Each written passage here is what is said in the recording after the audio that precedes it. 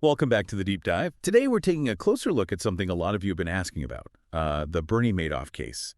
Specifically, where things stand now with the victims, especially with this final payout that was just announced.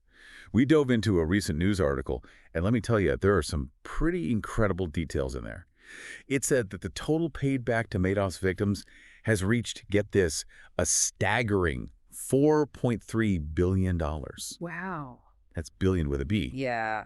To help us all wrap our heads around what happened, I was hoping you could start by giving us a little background. Sure. So who was Bernie Madoff and what exactly did he do? Well, Bernie Madoff was a Wall Street legend, you know. At one point, he even served as the chairman of the NASDAQ Q stock exchange. Really? But you see, beneath that surface of respectability, he was actually running a Ponzi scheme. A Ponzi scheme. A Ponzi scheme of epic proportions. Okay, so for anyone listening who might not be familiar, can we break down how a Ponzi scheme works? Absolutely. What makes it different from, legitimate investment? So, in a legitimate investment, your money is actually being put to work in assets like stocks or bonds, right? Right.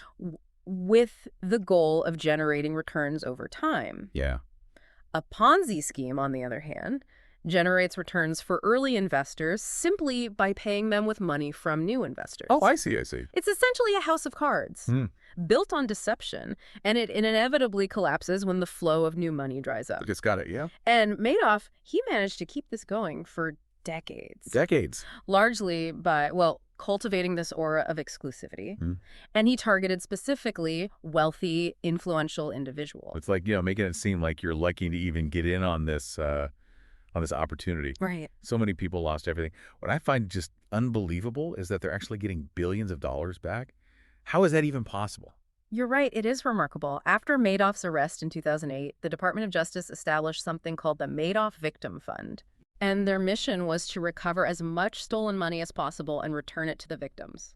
I mean, how did they track down all that money? That couldn't have been easy. It was a massive undertaking, for sure. Yeah. They had to meticulously trace Madoff's financial transactions, unraveling this complex web of shell companies, hidden assets. Oh, yeah. They even pursued individuals and organizations that had profited from this scheme, clawing back those ill-gotten gains. Oh, interesting. So this final $131 million payout, it represents the culmination of years of just tireless effort. Bringing the total to, remind me again. $4.3 billion. $4.3 billion return. That's going to be some kind of record, right? It is. It's the largest recovery of funds for victims in the history of Ponzi schemes. It really makes you think, though. I mean, no amount of money can truly erase what those victims went through. You're absolutely right. While the financial recovery is, it's a significant achievement, Yeah. it can't repair the shattered lives, the broken dreams. Imagine, losing your life savings, your home, your retirement, everything you worked for just gone. Oh, yeah. And all because you trusted the wrong person. Right.